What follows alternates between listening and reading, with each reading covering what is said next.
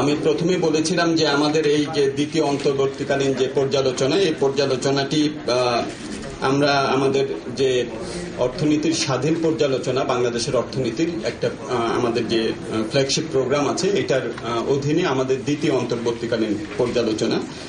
এর আগে আমরা প্রথম অন্তর্বর্তীকালীন পর্যালোচনাটি উপস্থাপন করেছিলাম 22 অক্টোবর 2013, এবং আপনাদের হয়তো অনেকেই সেটা স্মরণ করবেন যে সেখানে আমরা অর্থনীতির তখন নির্বাচনের 3 মাস আগে এবং বাজেটের 3 মাস পরে এই শিরোনামে আমরা আমাদের সেই অন্তর্বর্তী পর্যালোচনাটি উপস্থাপন করেছিলাম, এবং সেখানে আমরা বলেছিলাম যে সামনের যে সময়টাতে রাজনৈতিক একটা নির্বাচনের দিকে অর্থনীতি যাচ্ছে, সেরকম একটা অবস্থায় আমরা দেখেছি যে একটা পলিটিক্যাল বিজনেস সাইকেলের মধ্য দিয়ে দেশ যাবে, এবং সেই পলিটিক্যাল বিজনেস সাইকেলটা কিভাবে অর্থনীতির উপরে অভিঘাত ফেলবে তার উপরে নির্ভর করবে যে এই অর্থ বছর আমরা কিরকম আমরা করতে পারবো। এবং তখন আমরা একটা আশঙ্কাও প্রকাশ করেছিলাম যে এই পলিটিক্যাল বিজনেস সাইকেল যদি একটা সমঝোতার মধ্যে যদি না যায়, তাহলে এটার একটা মাসুল অর্থনীতিকে দিতে হবে। দুঃখজনকভাবেও সেটা সত্য বলে প্রমাণিত হয়েছে। আমাদের সে প্রথম অন্তর্বর্তীকালীন যে রিপোর্ট, সেটার যে আমরা সাবধানবাণী উচ্চারণ করেছিলাম, এবং আজকে আমরা যে প্রতিবেদনটি আপনাদের সামনে উপস্থাপন করব, তো সেখানেও আমরা সেই জিনিসটি নিয়ে আসবো যে অর্থনীতির উপরে সেই রাজনৈতিক যে বিভিন্ন যে টানাপোড়েনের মধ্য দিয়ে আমরা গেলাম, সেটার কি অভিঘাত পড়েছে। আমরা এই প্রতিবেদনটি প্রস্তুতির সময় আমি তো আমাদের যারা নাকি কন্ট্রিবিউট করেছেন তাদের সাথে পরিচয় করিয়ে দিয়েছি। আমরা একটা এক্সপার্ট গ্রুপ মিটিং করেছিলাম। সেই এক্সপার্ট গ্রুপ মিটিং এ যারা উপস্থিত ছিলেন তাদের নাম আপনারা দেখছেন। তারা আমাদের এই প্রতিবেদনের বিশ্লেষণ বা সিদ্ধান্তের সাথে কোনোভাবেই তাদের সংশ্লিষ্টতা করা যাবে না, তবে আমরা তাদের প্রতি কৃতজ্ঞতা প্রকাশ করতে চাচ্ছি যে আমরা যে বিশ্লেষণটি করেছিলাম আমরা তাদের সামনে সেটাকে উপস্থাপন করেছিলাম, এবং তারা তাদের 22 তারিখে এবং তারা তাদের মন্তব্য দিয়েছেন, যেটা আমাদের রিপোর্টকে সমৃদ্ধ করেছে। আমরা আজকের প্রতিবেদনে কিছু প্রারম্ভিক বক্তব্য উপস্থাপন করব আমি আমার টিমের পক্ষ থেকে, এবং তারপরে আমরা সামষ্টিক অর্থনৈতিক ব্যবস্থাপনার উপরে কিছু আলোকপাত করব, এবং এরপরে অর্থনীতির মেজর 4টা খাত সম্বন্ধে আমরা বলবো কি ডেভেলপমেন্ট হয়েছে: কৃষি, আর্থিক খাত, রপ্তানি খাত এবং আমাদের শিল্প খাত। এবং তারপরে আমি কিছু সিদ্ধান্ত টানবো, এবং সামনের দিকে কি চ্যালেঞ্জগুলি আছে সেটার প্রেক্ষিতে আমাদেরকে কি করতে হবে সে সম্বন্ধে আমি কিছু বক্তব্য রাখবো।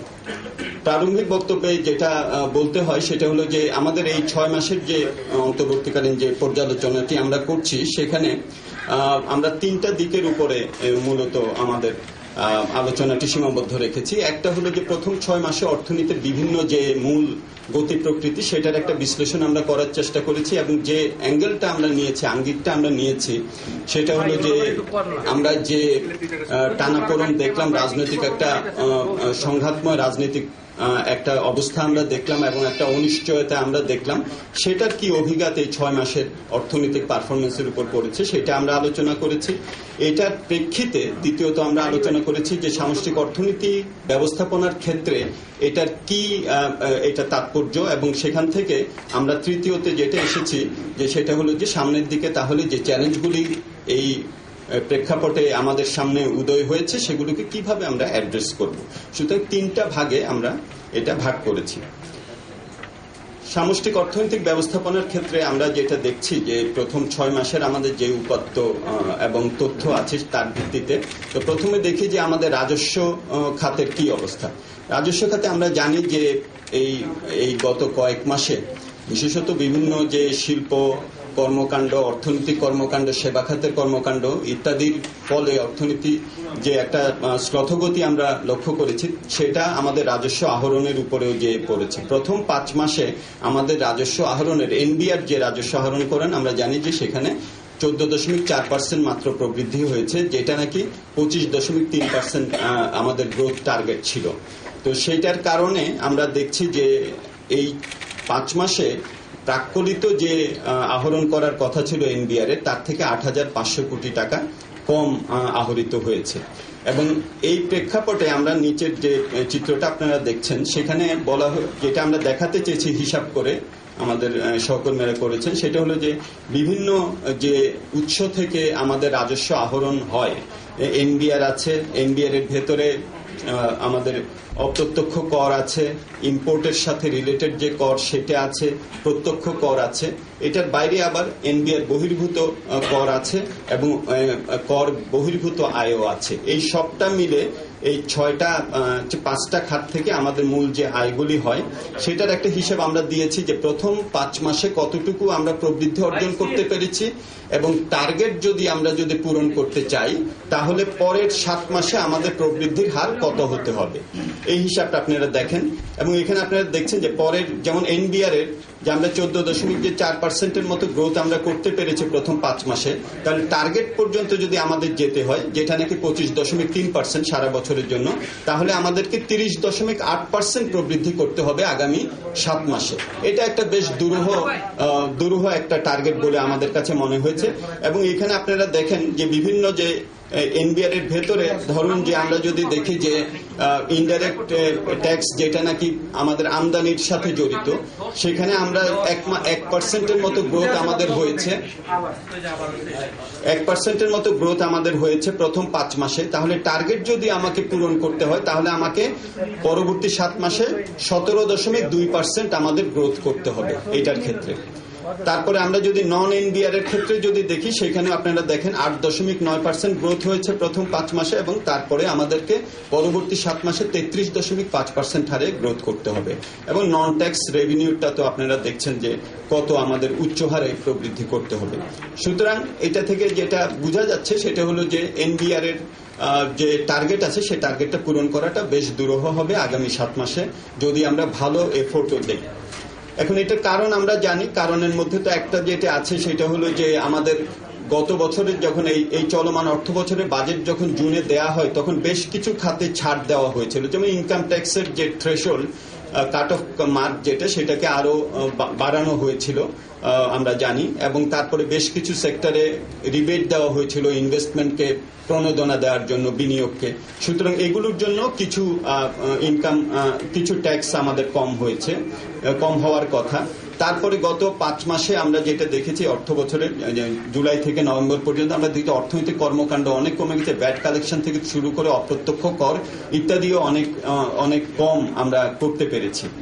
এবং যেটা নাকি আমাদের ট্যাক্স নেটটাকে বাড়ানোর জন্য যে ধরনের প্রাতিষ্ঠানিক উদ্যোগগুলো নেয়ার কথা ছিল প্রথম দিকে, সেগুলো রাজনৈতিক বিভিন্ন এই যে টানাপোড়েনের কারণে আমাদের দৃষ্টিভঙ্গিটা অন্যদিকে যাওয়ার কারণে আমরা ট্যাক্স নেট ইত্যাদিও বৃদ্ধি করার ক্ষেত্রে খুব একটা মনোযোগ দিতে পারিনি। সবটা মিলে এনবিআর এর ট্যাক্স কালেকশন এবং নন এনবিআর বহির্ভূত ট্যাক্স কালেকশনও আমরা দেখছি যে প্রাক্কলনের চেয়ে অনেক কম হবে। পরবর্তীতে আমরা আমাদের যেটা প্রজেকশন করেছি যে সেটা গ্যাপটা কত হতে পারে, সেটা 18 থেকে 20,000 কোটি টাকার গ্যাপ হবে বলে মনে হচ্ছে, যদি আমরা সামনের দিকে ট্যাক্স এফোর্টটা বাড়াতেও পারি। যদি আমরা ব্যয়ের দিকে ধরি, সরকারি ব্যয়ের দিকে, তাহলে দেখা যাচ্ছে যে গত বছরে যে টার্গেটটা করা হয়েছিল 17.5% টার্গেট করা হয়েছিল এই গত বছরের তুলনায় এই বছরে, কিন্তু যেহেতু গত বছরে সরকারি ব্যয় কম হয়েছে, তাহলে প্রকৃতপক্ষে এবার যে টার্গেট করা হয়েছে এটা অ্যাচিভ করতে হলে আমাদের 27.7% আমাদের ব্যয় বাড়াতে হবে, 27.7। তো যেখানে নাকি আমরা দেখেছি যে প্রথম 5 মাসে এই ব্যয়টা আমরা বাড়াতে পেরেছি গত বছরের তুলনায় 13.1% মাত্র। এবং সেখানে আমরা যদি হিসাব করি তাহলে যে উন্নয়ন বহির্ভূত যে এক্সপেন্ডিচার সেটা কেবলমাত্র 8% আমরা বাড়াতে পেরেছি। আর আমাদের বার্ষিক উন্নয়ন কর্মসূচির সাথে সংশ্লিষ্ট যেটা, সেটা আমরা 22 ডেভেলপমেন্ট এক্সপেন্ডিচার যেটা, সেটা আমাদের উন্নয়ন কর্মসূচির, সেটা আমরা 22.6% বাড়াতে পেরেছি। সুতরাং দেখা যাচ্ছে যে উন্নয়ন বহির্ভূত কেবলমাত্র 8% বেড়েছে, আর উন্নয়ন সাথে সংশ্লিষ্ট যেসব ব্যয় সেটা 22.6% বেড়েছে।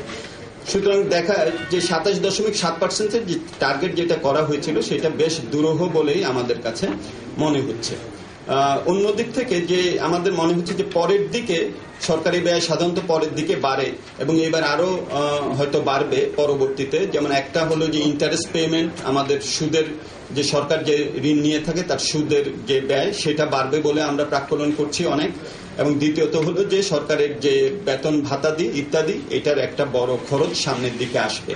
আর একটা যেটা আমরা দেখছি যে ইতিবাচক হয়তো কিছুটা সরকার জন্য কাজে লাগবে, সেটা হলো যে আমরা দেখছি যে জ্বালানি খাতের যে সাবসিডি সেটা কিছুটা কম লাগবে প্রাক্কলনের চেয়ে, কারণ জ্বালানি কিছু কম খরচ হয়েছে, বিভিন্ন ধরনের অর্থনৈতিক কর্মকাণ্ড যেটা নাকি বিঘ্ন হয়েছে সেটার কারণে। আরেকটার দিকে ইতিবাচক হয়তো হতে পারে যে ফার্টিলাইজারের প্রাইস, সারের দাম আন্তর্জাতিক বাজারে কমছে, সেটার কারণে হয়তো আমাদের ভর্তুকি যেটা দিতে হয় সেটা কিছুটা কম হতে পারে। কিন্তু সবটা মিলে সরকারের যে ব্যয়ের যে প্রাক্কলন সেটা হবে বলে মনে হচ্ছে না। আমরা যদি বার্ষিক উন্নয়ন কর্মসূচির দিকে যদি আসি, ব্যয়ের যেটা একটা বড় পার্ট, সেখানে আমরা দেখছি যে 20% মতো উন্নয়ন কর্মসূচির ব্যয় হয়েছে প্রথম 5 মাসে, যেটা নাকি গত বছরে এই সময় 24.7% মতো ব্যয় হয়েছিল টোটাল যে বাজেট সেটা। এবং এটার এই যে কম ব্যয় হয়েছে, এটা সরকারের যে প্রজেক্ট এইড যেটা আছে সেখানেও সেটা কম ব্যয় হয়েছে, এবং সরকার নিজে যেটা টাকা দিয়ে অর্থায়ন করে থাকেন সেখানেও কিন্তু কম ব্যয় হয়েছে। একটা যেটা আমাদের কাছে একটু চিন্তার বিষয়, সেটা হলো যে মূল যে 10টা মন্ত্রণালয় যারা নাকি এডিপির শতকরা 80% যারা নাকি ব্যয় করে থাকেন, তারা কিন্তু খুব একটা বেশি ব্যয় করতে পারেন না। তো সেই জায়গাটাতে আমাদের একটা দুশ্চিন্তা আছে। তবে এখানে একটা কথা বলা দরকার যে এই ব্যয়ের মধ্যে এডিপির পদ্মা সেতুর ব্যয়টাও কিন্তু ধরা আছে 6000 কোটি টাকার উপরে। তো সেটা খুব বেশি ব্যয় হবে না আমরা দেখছি।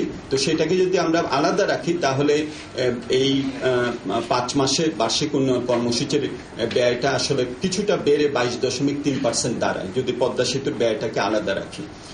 সেটা হয়তো খুব বেশি ব্যয় হবে না যেটা বললাম।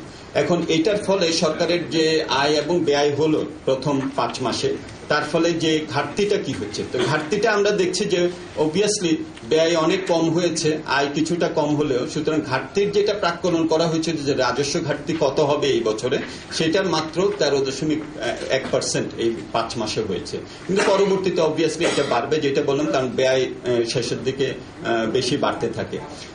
আমরা সরকারের এই ঘাটতি পূরণটা কিভাবে করবে? তো একটা প্ল্যান সরকারের ছিল যে তারা ব্যাংক সেক্টর থেকে ঋণ নিয়ে এই ঘাটতি পূরণ করবে, এবং বিদেশি যে বিনিয়োগ, বিদেশি যে সাহায্য আসবে সেটা দিয়ে করবে, এবং যে সার্টিফিকেট বিক্রি করা হয় আমাদের বিভিন্ন যে সেভিং সার্টিফিকেট সেটা থেকে আসবে। তো ব্যাংকের বরংয়ের জন্য যে প্রাক্কলন করা হয়েছিল তার মাত্র 22.8% তাদের বড় করতে হয়েছে, খরচ তেমন হয় নাই, সুতরাং বড় করতে হয় নাই। তবে ন্যাশনাল যে আমাদের সেভিং সার্টিফিকেট যেগুলা বিক্রি করার জন্য তারা কিছু প্রণোদনাও দিয়েছিলেন, সেখানে কিন্তু 3400 কোটি টাকার একটা তারা সেটা বিক্রি করেছেন, এবং সেখান থেকে ঘাটতি পূরণ কিছুটা করেছেন। একটা যেটা সমস্যা যেটা দেখছি আমরা, সেটা হলো যে প্রজেক্ট এইডের ইউটিলাইজেশন কম হচ্ছে, এবং যে বৈদেশিক সাহায্যটা এখন আসছে ক্রমান্বয়ে এটার আগের যে সাহায্যের যে অ্যামোর্টাইজেশন সেটার জন্য চলে যাচ্ছে, নেট ফ্লোটা কিন্তু কম আসবে। সুতরাং সেদিক থেকেও একটা চিন্তার বিষয়, এবং সেই ক্ষেত্রে ব্যাংক বরোয়িংটা সামনের দিকে বাড়বে বলে আমাদের মনে হচ্ছে। কিছুটা বাড়বে, কিন্তু তাদের যে প্রাক্কলন যেটা আছে সেটা থেকে খুব একটা এক্সিট হয়তো করবে না। আমরা এখানে একটা হিসাব দেওয়ার চেষ্টা করেছি যে কিভাবে এই রাজস্ব ঘাটতিটাকে কিভাবে প্ল্যান করা হয়েছিল এবং কিভাবে সেটা হয়তো হতে পারে। আমরা একটা প্রাক্কলন করেছি, যেমন প্ল্যান করা হয়েছিল যে ফরেন সোর্সের থেকে 29.8% আসবে, কিন্তু আমাদের মনে হচ্ছে যে এটা এতটা আসবে না। প্রজেক্ট এইড যেহেতু শ্লথ গতিতে বাস্তবায়িত হচ্ছে, সেটা হয়তো 14-15% মতো হয়তো সেটা হবে টোটাল যে ঘাটতি। আর অন্য দিক থেকে ব্যাংকের যে প্রাক্কলনটা করা হয়েছে যে টোটাল ঘাটতির 53.7% করা হবে হলো ব্যাংক থেকে ঋণ নিয়ে, সেই জায়গাটাতে সেটা বাড়বে বলে আমাদের মনে হচ্ছে। মূলত এটা বাড়ছে হলো যে যেহেতু প্রজেক্ট এইডের থেকে টাকা কম আসবে, হয়তো এইড পাওয়ার ক্ষেত্রে সমস্যা নেই, বাস্তবায়নের সমস্যাটা বলছি, সেই জন্য সেটা হয়তো বেড়ে 62.8% বা 62-63% হবে বলে মনে হচ্ছে। অর্থাৎ ব্যাংক বরোয়িং এর প্রয়োজনীয়তা কিছুটা বাড়বে ঘাটতি অর্থায়নের প্রেক্ষাপটে। আমরা সামষ্টিক অর্থনীতি ব্যবস্থাপনার দিক থেকে আপনারা জানেন যে ইনফ্লেশন, একটা মূল্যস্ফীতি নিয়ন্ত্রণ আর্থিক নীতিও আসছে। আমরা শুনছি যে 27 তারিখে হয়তো দেয়া হবে জানুয়ারি জুনের যে মনিটারি পলিসি স্টেটমেন্ট সেটা। তো সেখানে আমরা যেটা দেখছি যে এখানে মূল্যস্ফীতি কিছুটা উপরের দিকে, প্রাক্কলন করা হয়েছিল 6 থেকে 6.5%, বাস্তবে ডিসেম্বরের শেষে দাঁড়িয়েছে 7.5%। সেটা সুতরাং কিছুটা উপরের দিকে, কিন্তু মূলত এটা এসেছে হলো ফুড ইনফ্লেশন কারণে। এটা আমাদের জন্য একটু চিন্তার বিষয়, কারণ এই ফুড ইনফ্লেশনের পেছনে মূলত কাজ করেছে হলো যে চালের দাম বৃদ্ধি। অন্য দিক থেকে নন ফুড ইনফ্লেশন কিছুটা নিচের দিকে। আবার অন্যদিকে যদি ধরি তাহলে আর আমাদের শহরে এলাকাতে ইনফ্লেশনটার হারটা বেশি, রুরাল এলাকা থেকে, বিশেষত এই 4-5 মাসে উৎপাদক পর্যায় থেকে ভোক্তা পর্যায়ে যে আনা নেওয়ার ক্ষেত্রে, ট্রান্সপোর্ট ইত্যাদির ক্ষেত্রে যে সমস্যা হয়েছিল সেটা আমরা দেখেছি যে এখানে প্রতিফলিত হয়েছে। একদিকে ভোক্তা তার বেশি দাম দিতে হয়েছে, আবার অন্যদিকে উৎপাদক পর্যায়ে ভালো দাম পাওয়া যায়নি। এরকম একটা দ্বিমুখী একটা বৈপরীত্যের মধ্য দিয়ে আমরা চলেছি। আমরা যদি মানি সাপ্লাই যে প্রবণতা সেটা যদি দেখি তাহলে আমরা দেখেছি যে সেটা টার্গেটের চেয়ে এটা কিছুটা কম আছে। 16.7 টার্গেট ছিল 17.2 ডিসেম্বরের শেষ পর্যন্ত। কিন্তু অন্য দিক থেকে যেহেতু আমাদের রিজার্ভসটা বাড়ছে, সুতরাং ফরেন অ্যাসেটের যে প্রবৃদ্ধি হয়েছে সেটার কারণে মানি সাপ্লাইটা মূলত বেড়েছে সেখানে। ডোমেস্টিক ক্রেডিট, যদি আমাদের অভ্যন্তরীণ ক্রেডিটের যদি হার ধরি আমরা, সেখানে আমাদের নভেম্বর পর্যন্ত 10.8% বেড়েছে ডোমেস্টিক ক্রেডিট, আর প্রাইভেট সেক্টরের জন্য যে ক্রেডিট সেটা 11.1% বেড়েছে। টার্গেটের চেয়ে এগুলো কম। প্রাইভেট সেক্টরে আমরা জানি 16%-এর বেশি টার্গেট ছিল, সেখানে 11%-এর মতো হয়েছে। এবং এটার ফলে যেটা হয়েছে যে উদ্বৃত্ত তারল্য যেটা ব্যাংকিং সেক্টরে আছে সেটা 86,000 কোটি টাকার মতো হয়ে গেছে, যেটা নাকি সামগ্রিকভাবে আমরা পরবর্তীতে বলবো যে বিনিয়োগ পরিস্থিতি শ্লথ প্রবৃদ্ধির কারণেও এই জিনিসটা হয়েছে। সুতরাং একদিকে এটার ফলে ব্যাংকিং সেক্টর থেকে সরকার যদি ঋণ নিতে হয়, যেটা আমরা আগে বলেছি, তাহলে সমস্যা হবে না, কারণ উদ্বৃত্ত তারল্য অনেক আছে। প্রাইভেট সেক্টরের ঋণের ক্ষেত্রে সেটার কোনো নেতিবাচক প্রভাব পড়বে না। কিন্তু অন্য দিক থেকে এটা অর্থনৈতিক একটা শ্লথ প্রবৃদ্ধির কথা এখানে বলা হচ্ছে। আমরা যদি বৈদেশিক খাতের কথা বলি তো সেখানে এটা একটা খাত যে খাতটাতে অনেকগুলি ইতিবাচক ফ্যাক্টর আমরা দেখি। অভ্যন্তরীণ অর্থনীতির সাথে একটা বিপরীত একটা প্রবণতা আমরা দেখেছি যে এখানে 16%-এর উপরে আমাদের প্রথম 6 মাসে গ্রোথ আছে।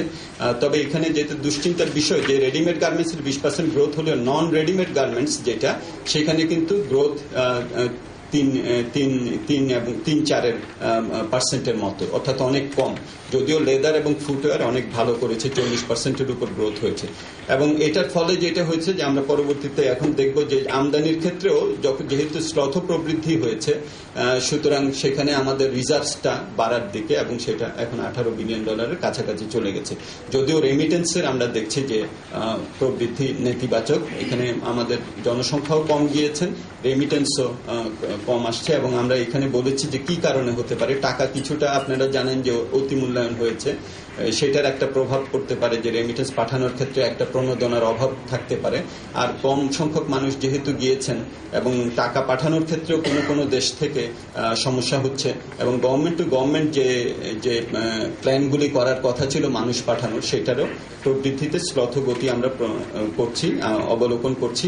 আর বিশেষত আমাদের ট্রেডিশনাল দুটো যে মার্কেট, সৌদি আরবিয়া এবং আমিরাত, এখানে তো এখন নতুন করে যাওয়া প্রায় বন্ধই আছে, এবং যারা আছেন তাদেরও বিভিন্ন ধরনের রেজিস্ট্রেশন, তারপরে মেশিন রিডেবল পাসপোর্ট ইত্যাদি তাদের উপরে যেটা করতে হচ্ছে তাদেরকে, সেটার জন্য কিছুটা শ্লথ গতি এখানে আমরা লক্ষ্য করছি। তো সাধারণভাবে দেখা যাচ্ছে যে আমাদের যে ব্যালেন্স অফ পেমেন্টস যেটা আর কি আমাদের, সেখানে আমাদের যে বাণিজ্যের কারণে আমাদের যে ব্যালেন্স বা আমাদের কারেন্ট অ্যাকাউন্ট ব্যালেন্স, সবগুলোতেই গত বছরের তুলনায় আমাদের একটা ইতিবাচক প্রবৃদ্ধি হয়েছে। বিশেষত আমাদের ওভারঅল যে ব্যালেন্স অফ পেমেন্ট, সেখানে $2 বিলিয়ন মতো আমাদের সারপ্লাস আছে, যেটা গত বছর $500 বিলিয়ন কম ছিল।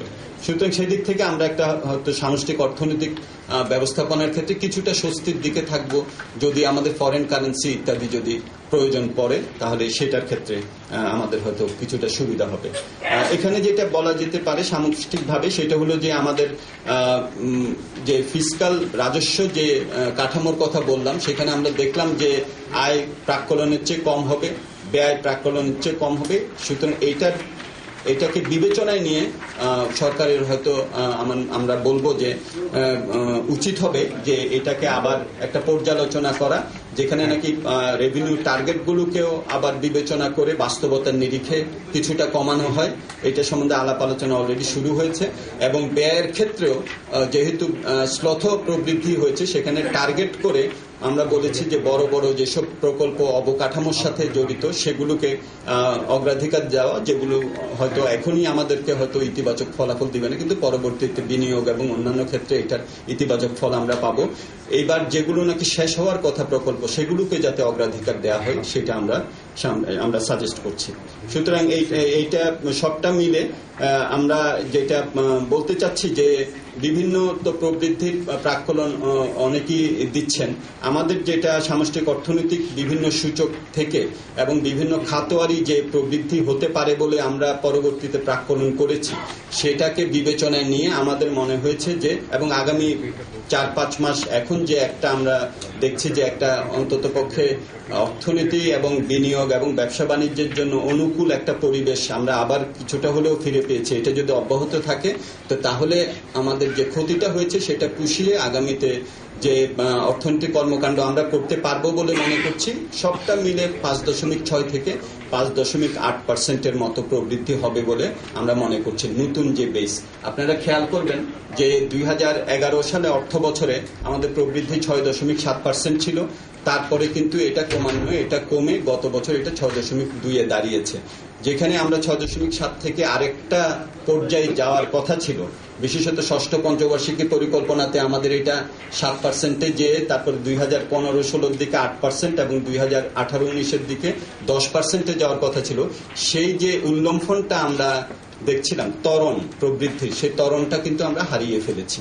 সুতরাং এইটা 6% বা 5.9 বা 6.1 পরবর্তী অবস্থার উপরে সেটা নির্ভর করবে, কিন্তু বাস্তবতাটা যেটা সেটা হলো যে আমাদের অর্থনীতির প্রবৃদ্ধির যে ত্বরণটা আমাদের ছিল 4 থেকে 5, 5 থেকে 6, 6 থেকে 7, 7 থেকে 8 এবং তারপর 10, এটা কিন্তু আমরা কিছুটা আমরা হারিয়ে ফেলেছি। এবং এটা পুনরুদ্ধারই হবে হলো আগামী মিডিয়াম টার্ম যে আমরা যদি পরিকল্পনা করি, সেটার একটা মেজর চ্যালেঞ্জ হলো সেই জায়গাটাতে। এখন আমি খাতওয়ারি যদি যাই খুব সংক্ষেপে, আমরা যদি কৃষি খাতের কথা যদি ধরি, তাহলে কৃষি খাতের মেজর যেটা আমরা দেখছি যে এখানে বড় প্রোডাকশনটা আমাদের সামনে আছে, বড় এখন রোপণ হচ্ছে এবং তারপরে সেটা বপন হবে এবং তারপরে আমাদের উৎপাদন এবং হারভেস্টিং ইত্যাদি হবে।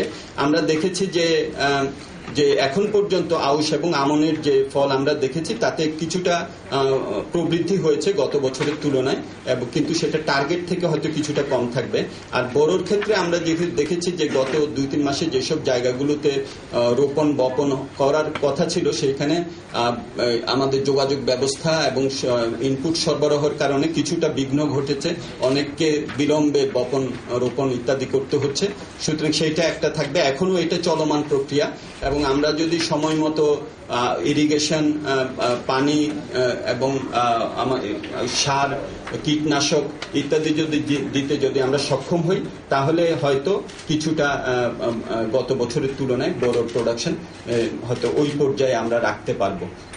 আমাদের আশঙ্কা যেটা হচ্ছে যে এখানে যে ধরনের প্রবৃদ্ধির প্রাক্কলন করা হয়েছিল, সেটা হয়তো যে ক্ষতিটুকু ইতিমধ্যেও হয়েছে সেটা কাটিয়ে করা হয়তো সম্ভব হবে না। কিন্তু আমরা যেটা বলতে চাচ্ছি যে বড় যেহেতু প্রধানতম ফসল, এখানে যাতে এখন যেসব জায়গায় করা হচ্ছে যেখানে বপন রোপণের পার্সেন্টেজ গত বছরের তুলনায় কম, ওই জায়গাগুলোতে অগ্রাধিকার দিয়ে যাতে এগুলো দ্রুততার সাথে করা হয়ে থাকে। একটা যেটা আমরা একটু দুশ্চিন্তা করছি সেটা হলো যে আমাদের যে খাদ্যের যে মজুদ আছে, সেই মজুদটা এখন 9.5 লাখ টনের মতো। সরকারেরই যে প্ল্যান আছে সেই প্ল্যানে কিন্তু বলা হয়েছে যে আমাদেরকে 10 লাখ টনের বেশি সবসময় এখন থেকে রাখতে হবে, আমাদের যে অভিজ্ঞতা হয়েছে 2007-08-এর প্রেক্ষাপটে। তো এই 9.5 লাখ টনটা কিন্তু গত বছরের তুলনায় 31% কম গত বছরের ডিসেম্বর 2012, আর যদি ডিসেম্বর 2011 ধরি তাহলে কিন্তু 38% কম। এটা আমরা একটু দুশ্চিন্তা করছি যে এটা ঠিক না। আমনের যে প্রকিউরমেন্ট যেটা লক্ষ্যমাত্রা ধরা হয়েছিল সেটা পূরণের ক্ষেত্রে কিছুটা ঘাটতি আছে, এবং পরবর্তীতে যদি বড় ফসলের যে লক্ষ্যমাত্রা নির্ধারণ করা হবে সেটা দিয়ে যাতে এটা পূরণ করা হয়, এটা আমরা একটু আগাম সতর্কবাণী দিয়ে রাখতে চাচ্ছি। সরকার একটা আছে হলো যে প্রকিউরমেন্ট করা লোকাল মার্কেট থেকে, কিন্তু এইটার একটা সমস্যা হলো যে সেখানে আবার এটার একটা বাজারের মূল্যের উপরে একটা নেতিবাচক প্রভাব অনেক সময় পড়ে। সেজন্য আমরা যেটা বলেছি যে আমদানির উপর নির্ভর করে এই স্টকটা বাড়ানোর জন্য আমরা পরামর্শ করেছি। বিশেষত আন্তর্জাতিক বাজারে এখন চালের দাম আমাদের গবেষণায় দেখা যাচ্ছে যে সেটা কম তুলনামূলকভাবে, সুতরাং সেটা আমরা দেখছিও যে আমদানি হচ্ছে, এবং আমাদের এই বিশ্লেষণে বিভিন্ন জায়গায় চালের দাম কত এবং যদি আমরা ইম্পোর্ট করি তাহলে কত পড়ে, এবং সেটা দিয়ে আমরা আমাদের স্টকটাকে বাড়াতে পারি। এই ক্ষেত্রে মনে হচ্ছে যে ভারতের কারেন্সি যেহেতু ডেপ্রিসিয়েট করেছে সিগনিফিকেন্টলি, সুতরাং সেই জায়গাটা সেখান থেকে যদি আনা হয় তাহলে হয়তো সেটা সুবিধা হতে পারে বাংলাদেশের জন্য। আরেকটা যেটা আমরা দেখেছি যে আমরা চাল নিয়ে অনেক সময় চিন্তা ভাবনা করি, কিন্তু বাংলাদেশে এখন ধানের বাইরেও বেশ বড় একটা গ্রামীণ অর্থনীতি, কৃষি অর্থনীতি গড়ে উঠেছে। আমরা সবাই জানি, বিশেষত শাকসবজি ইত্যাদি, এটা কিন্তু খুব বড়ভাবে ডিসরাপ্টেড হয়েছে গত 5 মাসে, এবং আমাদের গবেষণা থেকে দেখা যাচ্ছে যে যেটা বলেছিলাম যে ভোক্তা পর্যায়ে দাম বেশি দিতে হয়েছে কিন্তু উৎপাদক পর্যায়ে দাম অনেক কম হয়েছে। এবং এখানে আমরা খুব ইন্টারেস্টিং একটা, আপনারা দেখেন এই টেবিলটা থেকে আপনারা দেখবেন যে গত বছর ডান দিকেরটা দেয়া আছে যে গত বছর আমাদের দামের পার্থক্য কত ছিল উৎপাদক এবং ভোক্তা পর্যায়ে। যেমন যদি আমি টমেটোর কথা বলি, উৎপাদক এবং ভোক্তা পর্যায়ে 1.79 গুণ ছিল, আর এবার এটা হয়েছে 3.52 গুণ।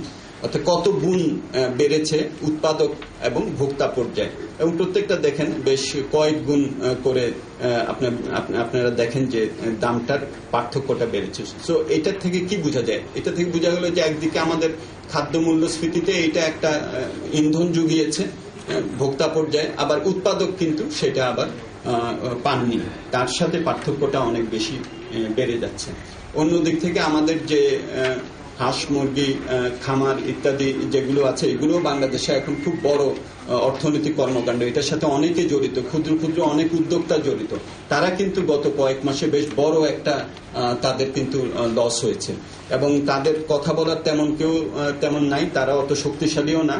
কিন্তু আমরা তাদের সাথে বিভিন্ন আলাপ আলোচনায় যেটা দেখেছি সেটা হলো যে অনেক ফার্ম বন্ধ হয়ে গেছে, অনেকে তাদের পুঁজি হারিয়েছেন।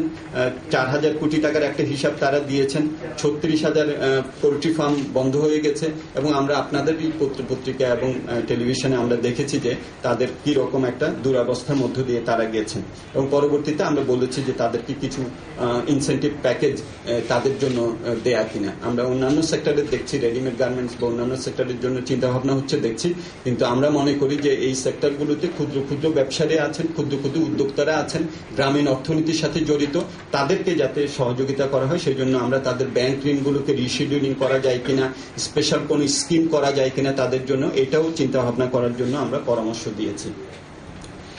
তৃতীয় যে ইস্যুটা এখানে আমরা বলতে চাচ্ছি সেটা হলো যে ব্যাংকিং সেক্টরের, এবং আপনারা জানেন যে ব্যাংকিং সেক্টর হলো একটা অর্থনীতির মূল একটা চালিকা শক্তি। তো সেখানে আমরা দেখছি যে এই সেক্টরটা বেশ কিছু সমস্যা সংকুল একটা পর্যায়ের মধ্য দিয়ে কিন্তু বর্তমানে যাচ্ছে, এবং সেখানে আমরা কয়েকটি দিকের প্রতি দৃষ্টিপাত করেছি। একটা হলো যে আমাদের যে নন পারফর্মিং লোন যেটাকে বলা হয়ে থাকে, সেটার যে মোট যে আউটস্ট্যান্ডিং লোন আছে সেটার পার্সেন্টেজ হিসাবে এটা কিন্তু বাড়ছে 12.8%, যেটা নাকি 2009-এর পরে সর্বোচ্চ। তো এটা আমাদের জন্য খুবই দুশ্চিন্তার বিষয়, এবং এটার পেছনে একটা বড় কাজ করেছে যে ব্যাংকিং সেক্টরে গত সাম্প্রতিক সময়গুলোতে যে বড় বড় ধরনের কিছু স্ক্যান্ডাল হয়েছে, সেটার অভিঘাতগুলো কিন্তু এখন ব্যাংকের উপরে এসে পড়ছে, এবং এটার ফলে তাদের এফিসিয়েন্সি, তাদের প্রফিটেবিলিটি, তাদেরকে প্রভিশনিং করতে হচ্ছে, এবং আস্থার ব্যাপারেও কিছুটা সংকটের সৃষ্টি হয়েছে। এবং সবটা মিলে এই দিকটাতে আমরা বিশেষভাবে নজর দেওয়ার জন্য নীতি নির্ধারকদেরকে অনুরোধ করছি। যদি ক্যাপিটাল এডিকুয়েসি রেশিও, যেটা নাকি কত ক্যাপিটাল রাখতে হবে আমার ঝুঁকিকে সামাল দেওয়ার জন্য, সেটা 10%-এর মতো রাখার কথা, তো সেটা কাছাকাছি আছে, 9.14%-এর মতো সেটা আছে, এবং সেটার দিকেও এই ঝুঁকিটা হয়তো আরো এটা হয়তো বাড়তো যদি না সরকার 4,100 কোটি টাকার মতো রিক্যাপিটালাইজেশন না করতো সরকারি ব্যাংকগুলোকে। কিছুটা সামাল দিয়েছে, কিন্তু এই টাকাটাও অর্থাৎ ব্যাংকিং খাতের যে অদক্ষতা বা সেখানকার যে দুর্নীতি এবং সেটার যে অভিঘাত, সেটা শেষ পর্যন্ত ট্যাক্স পেয়ারের টাকা দিয়েই আমাদেরকে সেটাকে মিট আপ করতে হচ্ছে। সুতরাং এইটাও কিন্তু একটা আর্থিক ব্যবস্থাপনার জন্য এটা কিন্তু কোনো ভালো কিছু না, এবং এটা বন্টনের দিক থেকেও ভালো না যে কেউ দুর্নীতি করে কোটি কোটি হাজার হাজার কোটি টাকা নিয়ে গেল, আর ট্যাক্স পেয়ারদেরকে ওইটাকে সামাল দেওয়ার জন্য তাদের টাকাটা দিয়ে রিক্যাপিটালাইজেশন করতে হচ্ছে। এটা আমরা মনে করি যে এই দিক থেকে আরো কঠোর হওয়ার ব্যাপার আছে, আইন শৃঙ্খলার দিকেরও ব্যাপার আছে, আবার বাংলাদেশ ব্যাংকের খবরদারি নজরদারিরও ব্যাপার আছে বলে আমাদের মনে হচ্ছে।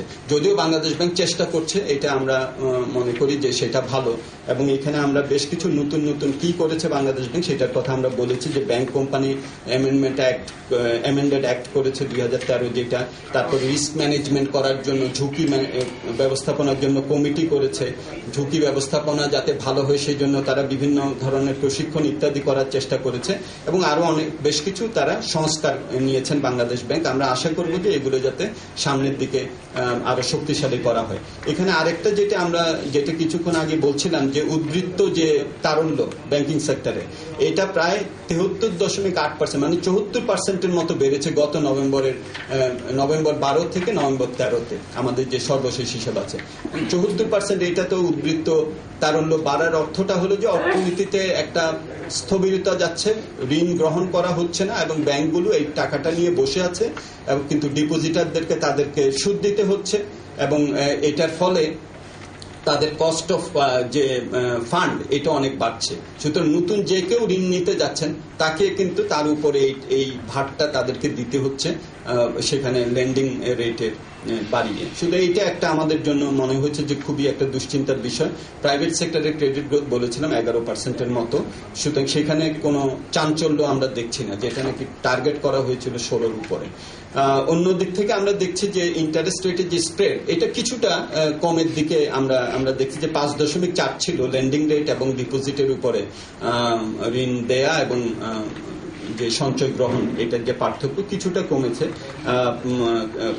কোন ব্যাংককে আমরা দেখছি যে বিশেষত নতুন ব্যাংক, তারা এমনকি সেটা নেগেটিভ, তার মানে হলো যে তারা অনেক কম সুদে ঋণ দিচ্ছেন, এবং মার্কেটটাকে হয়তো তারা এখন ধরতে চাচ্ছেন। কিন্তু এখানে আমাদের একটা যেটা চিন্তা, সেটা হলো যে নতুন ব্যাংকগুলি আসছে, এবং সেখানে আমরা মনে করেছেন যে কম্পিটিশন হবে, এবং সঞ্চয় এবং সুদের হারের, লোনের সুদের হারের একটা সেখানে এটার ফলে একটা ইতিবাচক ফল হবে। সেই দিকটা এখনো সেই কম্পিটিশনের ভাবটা এখনো আমরা কিন্তু দেখছি না। আমরা যদি দেখি যে লভ্যাংশ কি হচ্ছে, লাভ ক্ষতির ব্যাপারটা কি, তাহলে স্টেট ওন ব্যাংকগুলো কিছুটা ভালো করছে, হয়তো বা রিক্যাপিটালাইজেশন ইত্যাদির কারণে, কিন্তু প্রাইভেট সেক্টর ব্যাংকগুলোতে আমরা দেখছি যে তাদের যে রেট অন অ্যাসেট এবং রেট অফ আর্নিং ইত্যাদি যেসব সূচক, তাদের লভ্যতা এবং তাদের পারফরমেন্সের, সেগুলো কিন্তু খুব একটা প্রাইভেট ব্যাংকগুলোরও ভালো না। এবং একটা বড় কারণ যেটা দেখেছি, যে বাস্তব অর্থনীতি যেটা আছে, রিয়াল ইকোনমি, সেখানে যে শ্লথগতি আমরা দেখছি, সেটা ব্যাংকিং সেক্টরেও এখন করা শুরু করেছে, এবং এটা খুবই একটা আমি বলবো যে শঙ্কার ব্যাপার, এবং সেদিক থেকে আমাদেরকে একটু সতর্ক হতে হবে। বাংলাদেশ ব্যাংক বিভিন্ন উদ্যম নিতে হচ্ছে, আমাদের যে ইনসেন্টিভ যেগুলো দেয়া হচ্ছে সেগুলো ক্লাসিফাইড লোন, তারা বলেছেন যে 6 মাসের জন্য সেটাকে একটা টেম্পোরারি রিলিফ দেওয়া হয়েছে ক্লাসিফাইড লোনগুলোকে এক্সটেন্ড করার জন্য। তারপরে সরকার আরএমজির জন্য বিভিন্ন প্রণোদনা দিচ্ছেন, সাবসিডি দিচ্ছেন এক্সপোর্টের ক্রেডিটের উপরে। এগুলোর ফলে কিন্তু ব্যাংকিং সেক্টরের উপরে একটা চাপ পড়বে। আমরা বলেছি এই ক্ষেত্রে যে এটা যাতে শুধু বড় বড় খাত না, সবার উপরে দেয়া হয়। কিন্তু দ্বিতীয় আরেকটাও যেটা আমরা আর কি পরামর্শ দিতে চাচ্ছি যে ব্যাংকিং সেক্টরের উপরে এটার চাপটা না দিয়ে যদি স্পেশাল ফান্ড করে সেখান থেকে যদি দেয়া হয় তাহলে ব্যাংকিং সেক্টরের উপরে এই ধরনের যে বিভিন্ন যে ঋণের ক্ষেত্রে যেসব প্রণোদনা দেয়া হচ্ছে সেই চাপটা কিছুটা কম হবে। আমরা সেই নীতি পরামর্শটা দিচ্ছি। আমরা যে রপ্তানি খাতের এই পুরো চিত্রের মধ্যে এই খাতটাই আমাদের, আপনারা জানেন যে মোটামুটি ভাবে বেশ ভালো করেছে এত কিছুর পরও। তবে লভ্যাংশের দিক থেকে কি হচ্ছে সেটা অন্য ব্যাপার, কিন্তু রপ্তানি আয়ের দিক থেকে প্রবৃদ্ধি খুব ভালো 16.6, এবং আমাদের প্রাক্কলন হলো যে আগামী 6 মাসে যদি 10% মতো গ্রোথ হয় তাহলেও যে টার্গেটটা আমাদের করা হয়েছে 13% মতো এটা আমরা করতে পারবো। তো সেটা মনে হচ্ছে আমাদের কাছে যে সেটা সম্ভব, যদিও রানা প্লাজা পরবর্তী যে সমস্যার আমরা সম্মুখীন হয়েছি বা আমাদের যে রপ্তানির ক্ষেত্রে যে ডিসরাপশন আমরা এখন ফেস করেছি অর্ডার ইত্যাদি পাওয়ার ক্ষেত্রে, কিন্তু আমাদের মনে হচ্ছে যে এটা সম্ভব। কিন্তু তবে এই রপ্তানি কর্মকাণ্ডকে লভ্যতার দিক থেকে যদি আমরা বিবেচনা করি তাহলে অবশ্যই সেখানে একটা তাদের জন্য নেতিবাচক প্রভাব পড়েছে। এখানে আরেকটা বিষয় যেটা বলা দরকার সেটা হলো যে রেডিমেড গার্মেন্টস যদি আমরা বাইরে রাখি তাহলে রেডিমেড গার্মেন্টস বহির্ভূত যে রপ্তানি তার প্রবৃদ্ধি কিন্তু মাত্র 3.8%। যদিও তার মধ্যে খেয়াল করেন যে লেদার এবং ফুটওয়্যার যেটা আছে সেইটার কিন্তু প্রবৃদ্ধি শতকরা 40%-এর উপর। তার মানে অন্যগুলো প্রবৃদ্ধি কিন্তু কত কম এবং অনেকটা নেগেটিভও আছে। সুতরাং এটা আমাদের একটু চিন্তার বিষয় যে এই জায়গাগুলোতে আমাদের আসলে যখন আমরা প্রণোদনা ইত্যাদি দেব এই সেক্টরগুলির কথাটা মনে রাখতে হবে যে তারা অনেক কিন্তু হিট নিয়েছেন। একটা যেটা আমাদের বাজার বিশ্লেষণ করে আমরা দেখেছি যেটা আপনাদের জন্য ইন্টারেস্টিং হবে সেটা হলো যে এত কিছুর মধ্যে মার্কিন এবং ইউরোপিয়ান বাজারে আমাদের প্রবৃদ্ধি আমরা ধরে রাখতে পেরেছি। বিশেষত মার্কিন বাজারে আমাদের 17.6% প্রবৃদ্ধি হয়েছে, যেখানে আমাদের মেজর কম্পিটিটর যারা ছিল যেমন চীন তার প্রবৃদ্ধি হলো 3%-এর কম, ইন্দোনেশিয়ার -0.6%, ভিয়েতনাম এবং ভারত এরাই কিন্তু এখন সামনের দিকে এগিয়ে আসছে মার্কিন বাজারে আমাদের মূল প্রতিদ্বন্দ্বী হিসাবে। এটা খেয়াল রাখতে হবে আমাদের। পার্টিকুলারলি আমরা যেটা দেখছি যে ভারত তার যে কারেন্সি ডেপ্রিসিয়েশন হয়েছে অবমূল্যায়ন সেটার সুযোগ তারা কিন্তু নিতে শুরু করেছে। 16%-এর উপরে গ্রোথ ভারতের ইদানিংকাল সময় এত পার্সেন্ট গ্রোথ আমরা দেখি নাই। ইউরোপিয়ান মার্কেটেও আমাদের গ্রোথ ভালো 17.5%-এর মতো। এখানে উদীয়মান যে দেশটিকে আমরা দেখছি সেটা হলো যে ক্যাম্বোডিয়ার গ্রোথ রেট সেখানে বেশ বড় ছিল, 37%-এর মতো ছিল, যেখানে আমাদের 17.5%। তো এই জায়গাগুলোতে আমাদের বাজার ওয়াইজ আমাদেরকে খেয়াল রাখতে হবে। আমাদের দক্ষিণ বাণিজ্য বাড়ছে, সেই জায়গাগুলোতে কিভাবে আমরা প্রণোদনা দিতে পারি এই জায়গাগুলোতে আমাদের খেয়াল রাখতে হবে। এখন রপ্তানি খাত আমরা জানি যে অনেক ক্ষয়ক্ষতির সম্মুখীন হয়েছে এবং এখানে আমরা বিজিএম এর থেকে যে হিসাবটা পেয়েছি সেটা আমরা দিয়েছি যে এয়ার শিপমেন্টের জন্য অতিরিক্ত 1200 কোটি টাকা লেগেছে, অর্ডার ক্যান্সেলেশনের জন্য 2000 কোটি টাকার ক্ষতি হয়েছে, এবং তারা একটা সার্ভে করেছিলেন 42টা অ্যাপারেলস ইন্ডাস্ট্রির উপরে, সেটাও আমরা দিয়েছি। এগুলো তাদের করা, আমরা এগুলো যথার্থতা সম্বন্ধে বলতে পারবো না। যেটুকু আমরা বলতে পারবো সেটা হলো যে তাদের যথেষ্ট ক্ষতি হয়েছে, তাদের কস্ট অফ ডুইং বিজনেস বেড়েছে। এয়ার শিপমেন্টেরটা যদি আমরা ধরি, একটা যদি ইন্ডিকেটর নেই, প্রায় 39%-এর মতো বেশি এয়ার শিপমেন্ট করতে হয়েছে আমাদের জানুয়ারি টু নভেম্বর।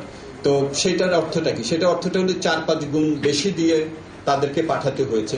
তো এয়ার শিপমেন্ট যদি 4-5 গুণ বেশি দেয় তাহলে অবভিয়াসলি এটা লাভের উপরে একটা নেতিবাচক প্রভাব পড়েছে। এটার প্রেক্ষিতে অনেকগুলো দাবি এসেছে রেডিমেড গার্মেন্টস সেক্টরের পক্ষ থেকে, অন্যান্য সেক্টরের পক্ষ থেকে, ফ্রোজেন ফুড যারা এক্সপোর্ট করেন তাদের পক্ষ থেকে। তো আমরা সেখানে দেখেছি যে সেগুলো দাবির প্রেক্ষাপটে আমাদের দুটো কমেন্টস। একটা হলো যে সরকার অলরেডি বেশ কিছু তাদের প্রোগ্রামের কথা বলেছেন, ইনসেন্টিভের কথা বলেছেন। ইনকাম ট্যাক্স অ্যাট সোর্স যেটা ছিল 0.8% কাটা হতো, সেটাকে 0.3 করা হয়েছিল, যদিও মালিকরা 0.25 বলছিলেন আগে যেটা ছিল সেখানে নিয়ে যাওয়ার জন্য। তারপরে এক্সপোর্ট ডেভেলপমেন্ট ফান্ড থেকে লো ইন্টারেস্ট রেট 1.5% ইন্টারেস্ট রেটে ঋণ সরকার দেওয়ার কথা বলেছেন ইত্যাদি, এবং কিছু লোন রিশিডিউলিং এর কথা চিন্তা ভাবনা করা হচ্ছে, বা যে 5% তারা ক্যাশ সাবসিডি পান সেটাকে 6% করার কথা চিন্তা ভাবনা হচ্ছে। এখানে আমাদের যেটা বিবেচনা নেওয়ার জন্য আমরা অনুরোধ করছি সেটা হলো যে যাতে করে এটা কেবলমাত্র 1-2টা সেক্টরে থাকে না, এটা যাতে ছোট ছোট যেসব উৎপাদক এবং রপ্তানিকারক তারাও যাতে পান সেইভাবে করা। আর দ্বিতীয় হলো যে এই প্রণোদনাগুলি যাতে ব্যাংকিং সেক্টরের উপরে চাপিয়ে দেয়া না হয়, তাহলে আমরা রিয়াল ইকোনমিকে সামাল দিতে যে ফাইন্যান্সিয়াল ইকোনমির জন্য একটা বড় সমস্যা কিন্তু আমরা সৃষ্টি করব পরবর্তীতে। তো সুতরাং সেই জন্য স্পেশাল স্কিম ইত্যাদি করে ওখান থেকে দেওয়ার কথা আমরা বলেছি। আর আরো বিশেষভাবে এখন বিবেচনা রাখতে হবে, আপনারা জানেন ইউএস জিএসপির কথা তো আপনারা জানেন, ইউরোপিয়ান ইউনিয়নের জিএসপি অব্যাহত থাকবে, কিন্তু এটা আমরা জানি যে সেখানে যে জানুয়ারি 2014 থেকে যেটা নতুন স্কিম এসেছে সেখানে কিন্তু পার্ট এ, যেটা নাকি স্বল্পোন্নত দেশের জন্য আগে ছিল না, সেটাও কিন্তু মানতে বাধ্যবাধকতার কথা বলা হয়েছে। এবং পার্ট এ তে সুশাসন, মানবাধিকার, গণতান্ত্রিক পদ্ধতির অব্যাহত ধারা ইত্যাদিও কিন্তু যোগ করা হয়েছে। সুতরাং সেদিক থেকে আমাদেরকে সতর্ক থাকতে হবে যে সামনের দিকে এগুলো একটা আন্তর্জাতিক একটা স্ক্রুটিনির মধ্যেও কিন্তু আমরা অলরেডি পড়ে গেছি। সেদিকটাতে আমাদের একটু চিন্তার ব্যাপার। তারপরে আমাদের লাস্ট খাতোয়ারি যেটা, সেটা হলো যে আমাদের যে শিল্প খাত, আমাদের দেশের এখন জিডিপির প্রায় আমাদের 1/4 উপর আমাদের শিল্প খাতের থেকে আসে। এটার সাথে আমাদের বিভিন্ন কর্মকাণ্ড, অর্থনৈতিক কর্মকাণ্ড জড়িত। তো সেখানে আমরা প্রথম 3 মাসের উপাত্ত আমরা বিবিএস থেকে পেয়েছি, আর পরবর্তী মাসগুলো আমরা বিভিন্ন জরিপ করে নিজেরা আলাপ আলোচনা করে তারপর একটা চিত্র দেওয়ার চেষ্টা করেছি। তো প্রথম 3 মাসে আমরা দেখছি যে বড় এবং মাঝারিগুলোর যে প্রবৃদ্ধির হার সেটা ভালো আছে, কিন্তু এখানে দুটো জিনিস দেখার ব্যাপার। একটা হলো যে বড় মাঝারির মধ্যে ভালো থাকার মূল কারণ হলো রপ্তানিমুখী যেসব শিল্প, সেগুলোর কারণে। অভ্যন্তরীণ অর্থনীতি আমাদের মুখী যেসব শিল্প বড় মাঝারি, তাদের কিন্তু প্রবৃদ্ধির হার কিন্তু অনেক কম। এটা হলো একটা। আর দ্বিতীয়ত যেটা আমরা দেখছি সেখানে হলো যে এই যে ছোট যারা আছে, যারা নাকি মূলত আমাদের ডোমেস্টিক মার্কেট ওরিয়েন্টেড